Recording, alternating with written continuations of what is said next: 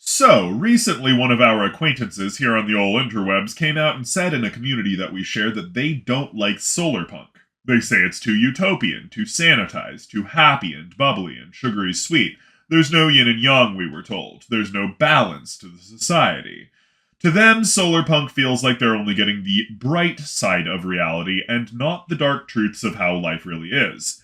In Solarpunk, they feel, you're living in a propaganda poster from the 1950s. A decadent life of excessive luxury that simply seems too perfect to be real and relies on the hiding of necessary features that make societies like that run. Where are the factories? Where is the industry? It is like going back to the times of the planter class South and seeing only the glorious plantation mansions and guest houses, but never laying eyes on the labor or the fields. If there are robots, where are they made? Are they entirely self-replicating? If so, when's the robot revolution happening? The true horrors of society and how it is built are simply tucked away and forgotten about, while all you ever see is agrarian wonderland and everyone singing kumbaya while holding hands and never worrying about the deviant urges of their fellows. Obviously, if you want the foil to the solarpunk feel, the answer to that is called lunarpunk. And we were more than interested in showing off that particular subgenre, but it also sort of gave us a bit of pause, because we love solarpunk, and we frankly want something sort of akin to solarpunk in the future of our own world. Solarpunk adjacent, if you will. Solarpunk isn't just an aesthetic, but a movement revolving around social and technological reform that involves a closer connection to nature and to each other, while producing a culture that values matters like quality of life, comprehensive social welfare, and the realization of a post-scarcity society, or at least the lowest levels therein. And of course, when such a society comes to being, it can be difficult from our own dark, grungy place in 2025 to see it as realistic or balanced in any way. There's no conflict with which to drive a story, it might seem.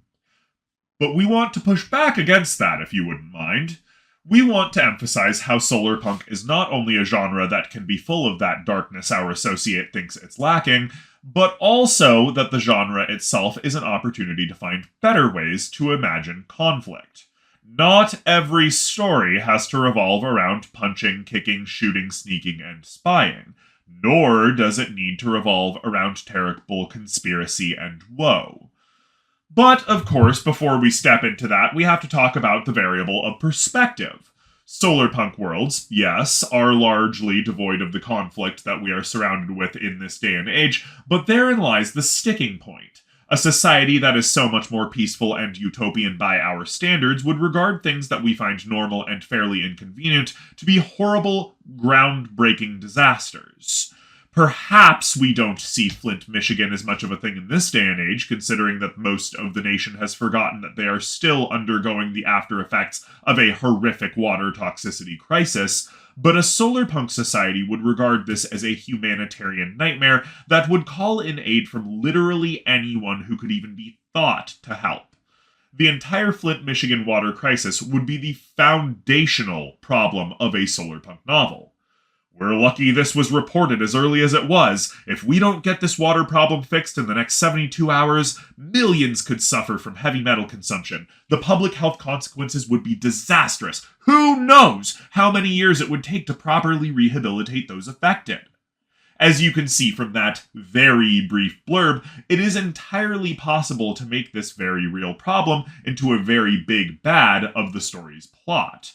Solarpunk also does not remove the human condition. While capitalism hypothetically no longer exists, human reputation still remains. A man who had maintained the water treatment facility overseeing Flint for decades is slowly losing his wits, and despite the fact that society is accepting and supportive of such conditions, he knows that he would lose his position at the head of water management, and he has dedicated his life to that position. He takes pride in his role there, and has a spotless record until now. He might not even know that he caused the problem, and now stubbornly refuses to admit that he had anything to do with it in the first place. It doesn't matter to the protagonists, though. If they don't find a way to fix this now, a solution contingent on the better cooperation of a man who no longer has full control of his mental faculties, millions could suffer for it. There's no villain here. There's no overt malice. Nobody is the bad guy. The utopian ideal of Starfleet still remains. But conflict, all the same, is there.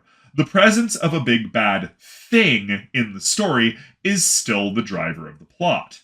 Our idealized solarpunk protagonists, investigating this hypothetical environmental disaster, still must produce a solution to the problem and do their jobs for the good of the community. But we understand how that still seems a bit hollow. It doesn't cover the actual darker aspect of society and human nature. It lacks any explanation of where all that went. What happened in society that made it all so good? Are we just supposed to forget and ignore that happening and move on with our lives into a fantastical utopia? If so, how do we keep from stumbling and falling out of utopia? And was utopia ever actually worth it?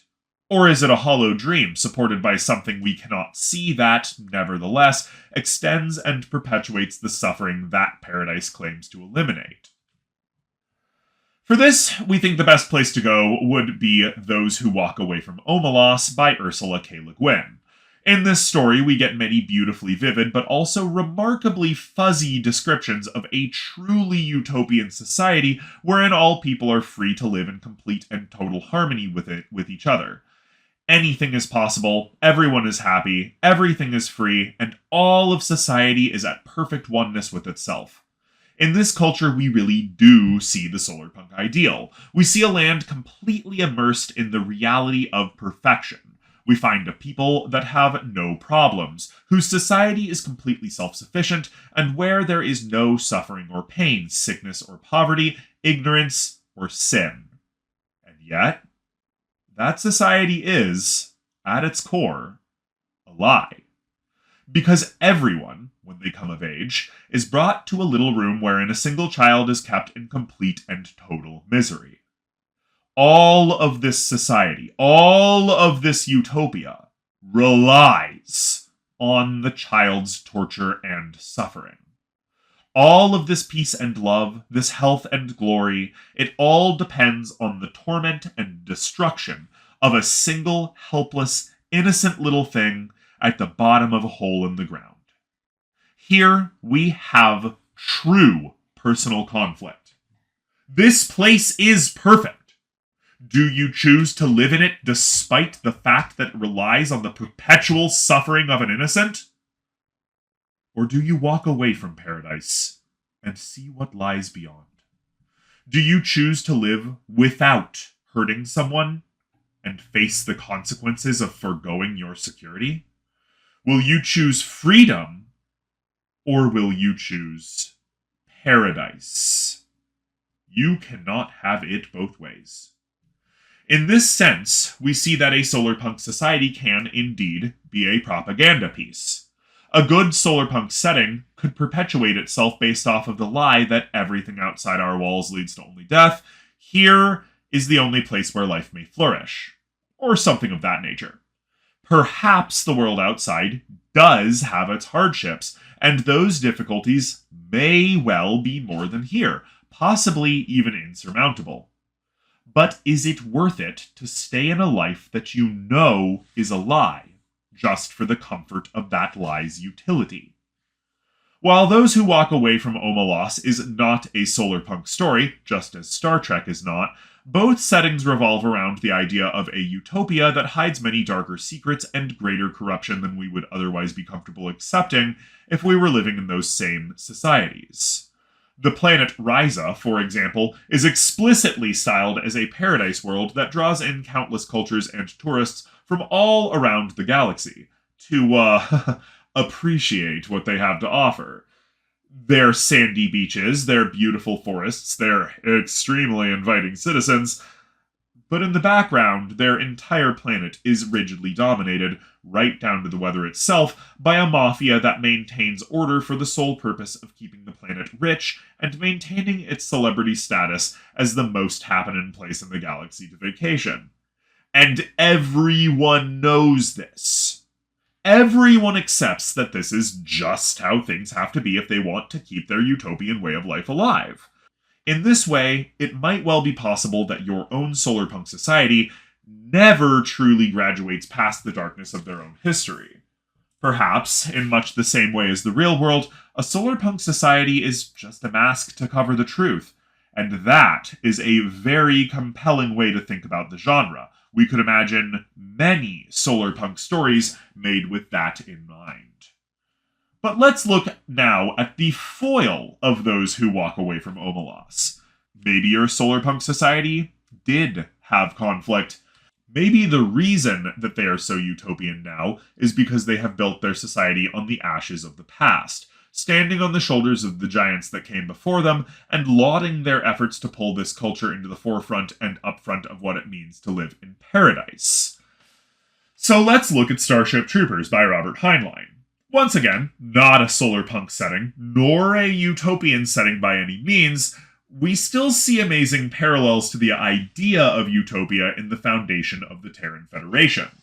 Though the Terran Federation at the time of the book itself is a rather widespread but loosely structured socialist service democracy, wherein everyone is cared for but only those who have served in return may make decisions on how the government runs, it was founded on the ideals of a better society for all people involved. Indeed, Starship Troopers as a setting has amazing medical technology, no poverty, no starvation, no pollution, extremely casual interstellar travel available even to civilians, free information, and maximal personal freedoms over speech and expression. One can even choose to leave the Federation at any time so long as they are comfortable relinquishing any and all rights to the care and protection that the Federation provides. And they may return at any time they so desire, so long as they are comfortable living within the system of the Federation itself, following the law, getting a job, etc. So, in a sense, the Society of Starship Troopers is actually quite utopian. They're firmly on their way to what they feel will be a paradise future. And the entire time they've fought for that future. They've paid for their utopia with blood, sweat, and tears. The original founder of the Federation didn't even get to see it established, because he died in the Foundation. Perhaps it is possible that they did go through all the bad we say they should have. They did have their horrible wars. They did get hit with hard times. Possibly, those hard times even lasted for centuries. And now their society stands as a testament to how people can rise above such things. Perhaps your solarpunk society is highly memorialistic, ensuring that everyone who ever dies in toil and labor has their name put on giant government-sponsored monuments that immortalize them near to the point of deification. A culture that outright focuses on the pain and suffering of the past to aim for a better societal future. A story built around this sort of utopian solarpunk society might well have their central conflict being some villain threatening to erase all of the digital files of the names of those lost, deface all the monuments, and otherwise make people forget about their vaunted past so that they might fall back into violence and strife. Depending on how you want the story to go, they might even succeed, and it might mean nothing at all. For society had long since burned the memories of those people into their minds. For the culture had spent so long collectively remembering the errors of the past, the giants whose shoulders they stand upon every day, that the lessons their ancestors had learned for them were carved into their very hearts and hewn into their very souls. Alternatively, it leaves a new story available, where the society that has forgotten its forebears now rediscovers the values they carved forth for them, wherein Solarpunk society is not lost, but reformed and reimagined to fit a changing time. It might not fall into obsolescence, and may well be something that still has to be fought for, but there is reason to hold up the good. Let us now, once again, start memorializing those who fought and died for this wonderful place within which we get the privilege to live. And if our time comes to sell our lives to those who would tear our paradise down, let them pay dearly for every one of us. and let our names be immortalized alongside our fallen ancestors from here unto eternity. So while inside the Solarpunk society one might sit within utopia, perhaps your Solarpunk society is the goal, the dream, not the reality. Maybe the vision is in sight, the land is there, the city is already built, but the borders are not secure. We only have this utopia where we get to forget the conflict outside as a vacation from the darkness of reality, as a place we get to go, if perhaps only for a short time, because we have earned it. Which, of course, brings us to how Solarpunk and the idea of utopia might be able to be subverted. And for that, we have to go to a quaint little anime called Gargantia on the Verdurous planet. This anime starts with a perpetual conflict in space against humans and, alien squid things. It's not important what the conflict is. What is important is that there is a utopia. The home of all mankind is a gigantic space station wherein everyone lives in pure luxury and excess. While there, you may eat, sleep, drink, relax, and reproduce as you see fit. From the very tiny bit of information we see in the series, it seems like a place wherein people literally just run around and live their wildest fantasies with each other. Families don't exist properly in this universe, not like we think of them, so children are just raised to be soldiers to fight the alien menace. And when you've killed enough of that alien menace, you too may go to the home of all humankind to pass on your genes and otherwise do whatever the fuck you want for a set amount of time. Utopia is a vacation. It's a place you go because you've earned it. The rest of the universe is dark and horrible, but here is utopia. Here is Solarpunk. Here is nothing but positivity and sugar sweetness. And it's very real. It does exist. But you gotta earn it. Perhaps the idea that outside this utopia is only more conflict drives the drama of the story by itself. Or perhaps the peace and prosperity of paradise is too much for the protagonist to handle, creating the conflict for lack of their ability to live without it. The Kriegsmarine on a garden world in the Warhammer 40k universe sits on the utopian shores of Sweetwater Creek, the 60th one by that name in just this small locality, and stares at the fish peaceably splashing in the current. Briefly, he asks himself, is this hell? As you can see, the very idea of what utopia is does not define Solarpunk. One person's heaven is another person's hell. Some people want to attach themselves to a single person for the rest of their days, to live at their beck and call, to dedicate everything to them, and forgo all previous goals and attachments to be part of that person, and for that person to be part of them in return. Meanwhile, when we personally think of being locked in that sort of eternal codependent relationship and being synonymous with a social gestalt hive mind that everyone sees as a single unit, probably the closest we're gonna get to actually wanting to kill ourselves. In this sense, a Solarpunk utopia might just be the ultimate conceptual hell to your protagonist.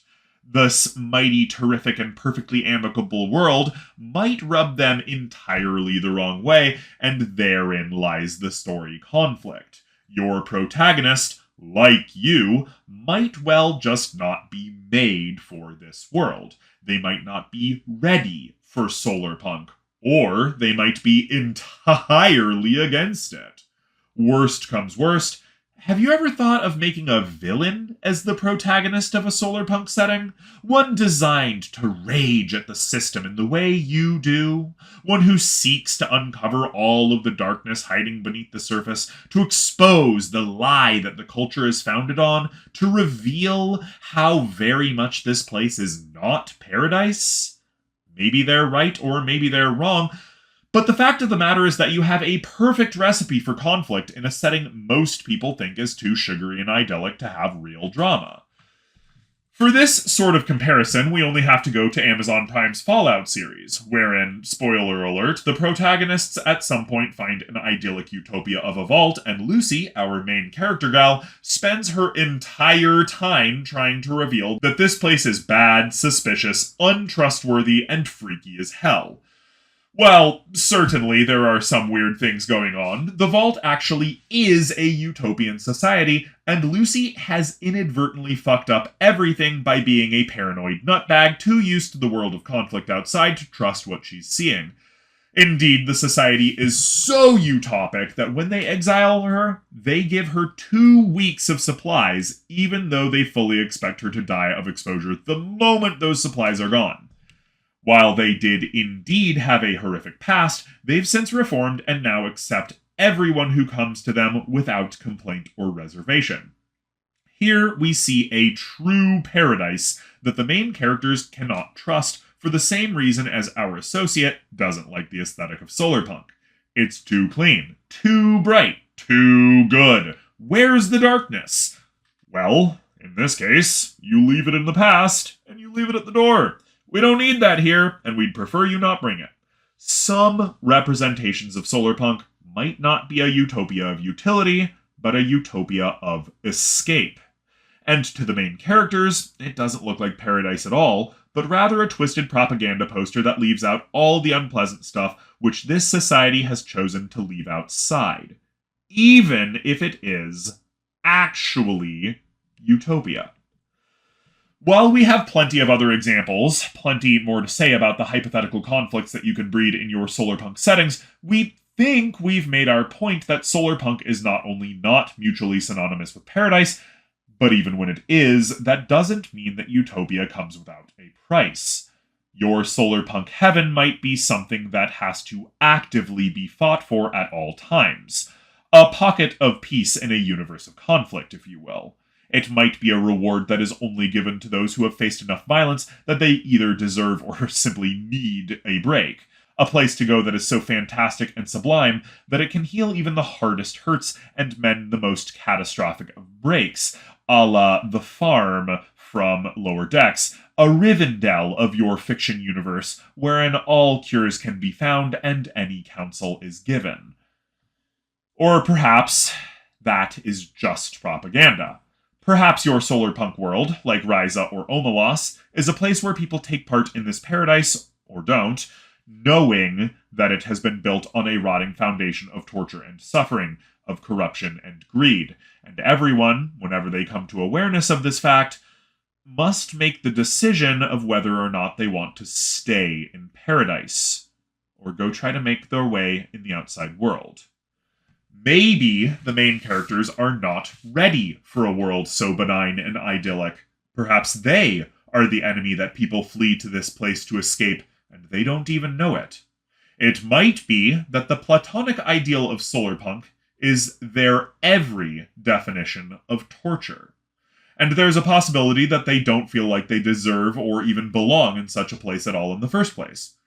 Even if the story is entirely positioned within the Solarpunk society itself, and it's actually everything it claims to be, you still have the very real conflict of no-villain scenarios, as mentioned very early in this particular subject.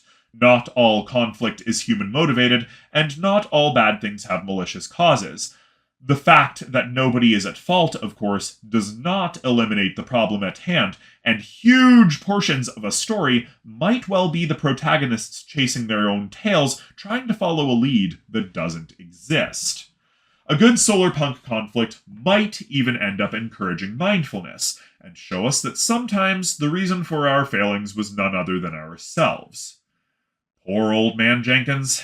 He didn't even know what was going on. Was just going on autopilot from his early years and pulling it off so well nobody even noticed he was going senile. Because we were unable to help him get the help he needed. Because we, society, didn't check on the man. Perhaps millions could have gotten hurt. It's a good thing we stopped looking to place blame and started looking more at ourselves and how we treat the people in our daily lives. And when we start thinking about the genre this way, we hope it's easier for people to see that not everything Solarpunk is sunshine and daisies, because Solarpunk, as a genre, isn't supposed to be a utopian societal power fantasy. It's supposed to represent a world wherein we no longer have to worry about the existential threats to our being, so that we can more deeply consider conceptual threats to our achievements of a peaceful and prosperous civilization. A scenario with no combat, no villain, with no grand conspiracy or deeply hidden darkness, such a thing can still be rife with conflict and teach us that a sugary sweet world can still taste bitter.